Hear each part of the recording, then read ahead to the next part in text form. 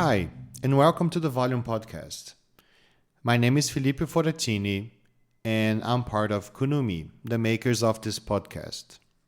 Today we're going to talk to David Gunkel in our last episode that explores philosophy and robotics. We're very lucky and grateful to be able to pick the minds of people that are thinking, developing, writing about the relationship between humans and robots. So in this episode, David will talk about something that will be on his next book, the responsibility that us humans have when relating to others. And by others, he means everything. So let's go. The Volume Podcast. My name is David Gunkel. I am a Presidential Research Scholarship and Artistry Professor of Communication and Media Studies at Northern Illinois University, which is just outside Chicago. And I specialize in the general area of philosophy of technology, but most specifically in the ethics of emerging technology, spending a lot of my early years looking at virtual reality and video gaming and the internet. And then since about 2005, getting into artificial intelligence and robotics, and that's pretty much where my work is situated today. I've written 13 books. Some of them are things like Robot Rights, The Machine Question, How to Survive a Robot Invasion, and then, just under 100 or so articles. So it's, I've been at this for quite some time, and it's been a life's work, basically. Hi, David. Thank you for being here. We appreciate it, and welcome to the show. So my first question is, what makes you tick? What's yours? So when you look back and see what you've written and studied and what you're doing right now, what do you think it's yours in this? Yeah, no, it's a really good question. I really appreciate it because I think it's a nice way to sort of understand where someone's situated in this broad spectrum of things, right? So when I started to get into AI ethics and the ethics of robotics and all this sort of stuff, I noticed there was a lot of attention being paid to questions of responsibility. How can we be sure that an algorithm that takes decisions either semi-autonomously or autonomously is making the right decisions that, doesn't adversely impact human populations and things like this?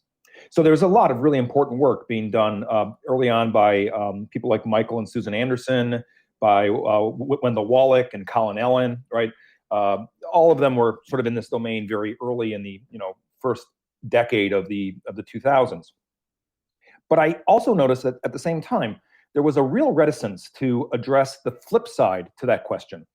So in ethics, we often talk about it in terms of moral agency, which has to do with the action of the actor or the agent, and that's the responsibility question, and that's where all the attention was. But there's also the side of receptivity, the moral patient, as we put it, the one who is affected by these moral decisions. And so I became very interested in whether or not robots and AI could also be moral patients, whether in addressing the questions of responsibility of the agent, we could also think, well, what are our obligations, our duties, our responsibilities to the artifact? Could an artifact ever have rights? Could an artifact ever have moral standing, legal standing? And I began asking that question in about 2005, 2007. At the time that I began asking that question, people were sort of shaking their head and wondering, what are you talking about? It just seemed really quite on the margins and the periphery of the discussion. And in the last decade, it has really gotten traction. Not only because of some very public kinds of things like Sophia being granted honorary citizenship by the Kingdom of Saudi Arabia, by the European Union deciding, or at least proposing that robots and AI have electronic personhood. These are sort of very popular things, but also in the legal literature and in the philosophical literature, there's been a real deep dive into how we structure our society with regards to who's a rights holder, who has standing, who doesn't have standing, and how are we going to resolve these questions as these artifacts seem to take on more intelligence, but also more social interactivity and become not just a tool we use, but another kind of socially significant other in some way, shape, or form. This is extremely interesting. We'll go into that a bit later, but I just want to focus on you a little bit more. So, how was your upbringing, and how do you think that may have impacted what you do today? Yeah. So I'm the product of immigration. My family comes from Poland, and Polish people were for a very long period of time within the industrial Midwest of the United States kind of a maligned presence, and considered somehow an invasive species of sorts. And so we sort of grew up with that. In fact, even when I was in high school, you could hear people tell Polish jokes, right? Which was part of that kind of way of coping with this, struggle in the social sphere. And so I've always been interested in outsiders. I've always been interested in, who is outside of the sort of mainstream boundaries of what we consider to be part of the culture or part of the society. And I think the real turning point for me in my graduate studies was with the work of Emmanuel Levinas, who is interested in the other, and how our moral theories and moral practices can respond to the challenge of otherness, the outsider, the stranger, the alien. Levinas, for his part, was mainly very anthropocentric in the way that he did this sort of thing. He was mainly worried about human others. But when I was going to graduate school, there were a lot of people pushing Levinas, struggling against Levinas to make his philosophy speak to animals, to speak to the environment, to speak to the other of the other, if you want to put it that way. And so my work is really just the continuation of that, saying, okay, if animals can be the other and the environment can be situated as a socially significant other, why not artifacts? What would cause us to either go that direction, or what would be the impediment or the barrier that would restrain us from actually opening up that line of inquiry? And so that became the sort of real linchpin, philosophically speaking, for how that moved in that direction. That's a great answer. Thank you so much for that, David. How about your work? So, how would you explain your work, your body of work, and what you're doing now? So let me sort of draw the arc of that trajectory through some like a few published things, which I think will help us move in that direction. So the first real main contribution in this area was a book called Thinking Otherwise, which was a book that was sort of straddling the earlier work I did with the internet and video games and that sort of stuff, and then this new stuff having to do with AI and robots. And Thinking Otherwise was trying to open up this question of otherness to the artifact and begin to pursue that direction. But it really didn't mature. It was just like the first attempt to articulate what that was. The next sort of iteration in this process was the Machine Question book, which does exactly what the title says. It raises the question. So the whole point of that book was to try to articulate what is the question we should be asking in the face of the artifact, and how can we articulate that in a way that we can make sense of it and be able to grapple with it in a more attentive way and a more responsible way. The subsequent book was the Robot Rights book, which is the deep dive into saying, okay, we've raised the question. Now, how are the answers playing out? How have different people, different entities, different communities that have responded to this question, what have they said? And that book is really a very large critical literature review, just trying to say, what does the puzzle look like? Where are all the pieces? How do they fit together? Who's saying what? And where are the points of contact? Where are the points of dispute? Where are the debates? The most recent thing, which I just finished yesterday, I sent it to my editor, just a day ago, is a thing I'm calling, what's the title? Persons, Things, Robots, Moral and Legal Ontology for the 21st Century and Beyond. And this book tries to take this even one step further and say, all right, we know that people are arguing about robots being persons versus things. We know the legal literature is full of this. We know the philosophical literature is full of this. And my attempt to respond to those challenges is to say, maybe we've got it wrong. Maybe the person-thing dichotomy that we inherited from Gaius, a Roman jurist from 170 AD, and gave us this distinction that we use both in law and in moral philosophy, maybe this is wrong to begin with. Maybe we need to begin to think about a spectrum of entities that allows for a wider range of opportunity that is not a binary kind of cut between who's a person and what's a thing. And so the way I get that at that is by going back to some Levinas and some Heidegger, but also going to non-Western and especially indigenous traditions.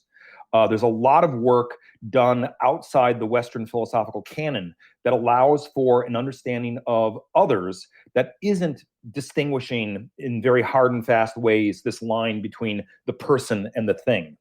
And so I think what we see in the face or the faceplate of the robot is a real challenge to our sort of Western ontologies and asking us to reflect critically on our own ways of thinking and our own ways of dividing up the world, and hopefully in the process making available to us a wider range of opportunities that doesn't just respond to the robot, but responds to climate change, that responds to the recognitions of the environment as something more than just a resource that we can utilize and exploit, and therefore create a better ontology, both morally and legally speaking.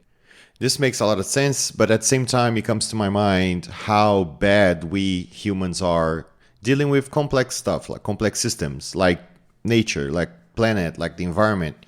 So how would this play out? I mean, how humans would take responsibility? Yeah, no, it's a really good question. I think it's because we have to realize that we're the ones that make these decisions. We're the ones that get to divide the world up into these categories. It's our power that is, expressed on the world. And we've got to take responsibility for that. We have to say, we are the ones that make the distinctions. And if we're going to make these distinctions, we have better be damn sure that they are just, equitable, and that we take responsibility for how we divide up the world in which we live. And I think that's the real clarion call in this new project is how do we take responsibility for this? How do we not only respond, but be able to be accountable for the way that we respond? I hear you, and this continues to make so much sense. But what do you expect in a practical way to happen, or what are the developments that you hope to encounter once these questions find answers? Yeah, and it's an important practical question. I mean, you can do the theoretical work and sort of like press on these categories and raise questions, but when the tire hits the road, as we say in the U.S., what does it actually mean in terms of practical outcomes? And I think the main thing it should lead to is a sort of recalibration of what the debate is. I think right now a lot of the debate is: do we put the robot in the category of person, which has its own set of problems, or do we put the robot in the category of thing, which has its own sort of problems? And the challenge is, what if we don't use those categories? What if we learn other ways of structuring and creating distinctions that doesn't just have these two mutually exclusive options? So the challenge is to say to, for example, the legal scholars, yeah, we've inherited the person-thing dichotomy from the Romans, but what if the Romans were wrong? What if there's other ways of organizing our legal ontologies that respond better to the wide variety of entities we have to deal with in the 21st century, not just for ourselves, but for the artifact, for the natural environment, for the animals, for that matter? For the philosophers, a very similar question. We have worked in moral philosophy for a very long time with a very similar kind of distinction between subject and object. We are subjects, and we subject the world to our will, our desires, our wants. And as a result, the thing becomes an object that serves our needs. In German, Gegenstand is very literally the thing that stands against you. And we make these things stand against us and turn them into resources. We turn them into raw materials that we can utilize. So when we look at animals, we look at them for food, we look at them for leather, for other kinds of products. And this is been a very useful way of surviving for 2,000 years. But it might not be the best way to survive from this point forward, especially when we're looking at climate crisis and we're looking at the need to take responsibility for the environment in a way that previous generations were never really being asked to consider. That's a great point. My next question is usually, how do you see this in 10 years? And by this, usually is your work, your thinking, your line of work, your research, something specific. In your case, I feel that 10 years doesn't make a lot of sense. I think you are already there. And so my question is, how do you see this in the future? And not in 10 years, but in the future. And in a more practical way, where do you think we're going to see this first? So when I'm asked to explain this, especially to students, because I think this is a question students are very interested in, because they're looking to start their career, right? They're looking, where am I going to be in 5 or 10 years? I tell them, what we've been told in science fiction is to expect a robot invasion, right? Every science fiction story with robots is about a robot uprising. And that begins with, Carl Chapek's RUR. It goes through Blade Runner to Westworld, Battlestar Galactica. They're all robot uprising stories. And if we're looking for the uprising, we're looking in the wrong place, because it's not going to happen that way. It's not going to be a dramatic, action-packed invasion like we are expecting to see. It's going to be a slow incursion. It's going to look more like the fall of Rome than it's going to look like a science fiction story. So we're going to invite these things into our world, turning over various decision-making capabilities, turning over various control questions about social situations, political situations, everyday domestic situations. And one day we will wake up and we'll say, like the Romans did, where did all the barbarians come from? And the barbarians in this case will be the robots. But they will be everywhere. And they will move into our world through a very slow incursion. And I think our task is to be attentive, to know where these things are being implemented, why, and what the costs are. Because if we're not attentive to how this is changing slowly, it will be like the frog in the boiling water, right? You'll just not know that this is happening because you can't detect it. And I think we've got to become really good detectors about automation and its impact on our world. And I think the big tech companies would like us to just say, "Oh, it's convenient, invite it in. It's all wonderful and good." But I think we as citizens have to be really attentive to how these things are changing. And I think the major way that we can take some critical position on it is not to trust the private sector tech industry, but to put trust in public organizations. Government, regulation, oversight committees, you name it. I think we've got to reinvigorate the public sector, because that's where the real pushback, if it's necessary, is going to come from. And now a very low level question, because I just watched yesterday and it's in my mind. Have you watched Finch? I haven't yet.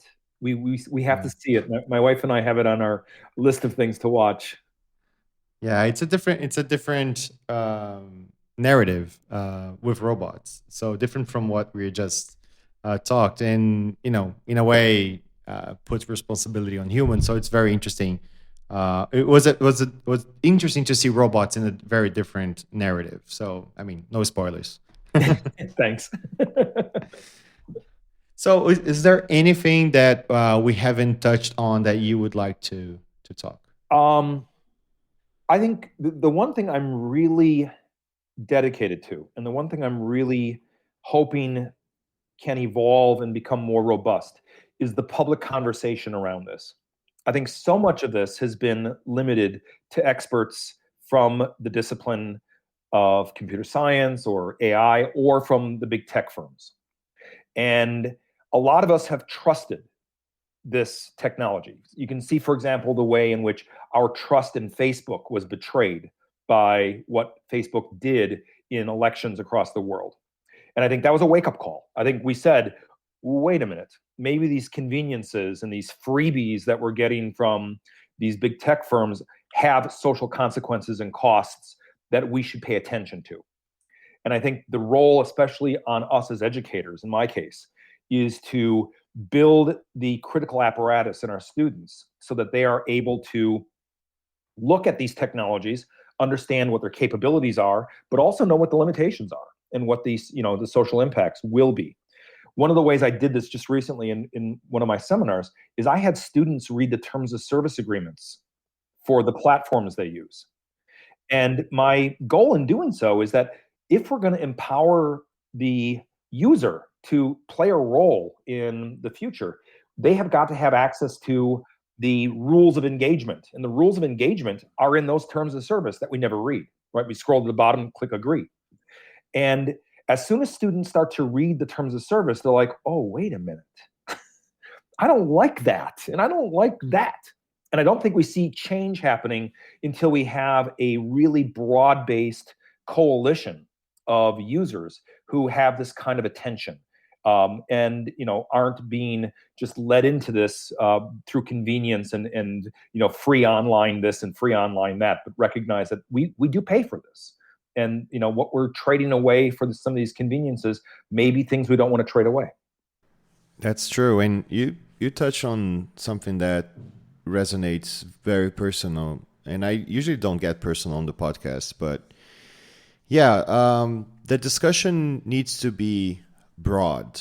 And we need to be able to invite in people that are not specialists on a specific technological part of this conversation. And there's so many questions to be raised, so we need to welcome these questions and be able to answer and welcome different points of view.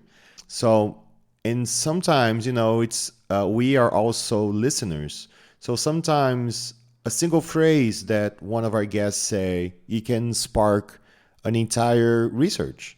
It can change the way you think about something. It can illuminate your ideas and, so that's what it's all about. And I'm extremely grateful for you and also for all our other guests that took their time to come talk to us. Thank you so much. Yeah, thank you. It's been really nice to talk with you, and I look forward to future opportunities. The Volume Podcast.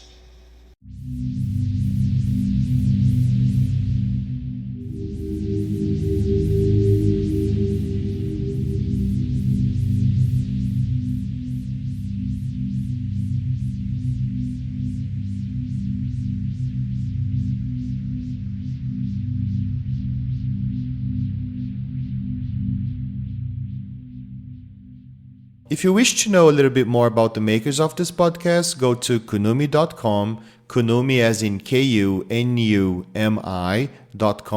or follow us on Twitter at Kunumi Lab, Kunumi LAB. Thank you.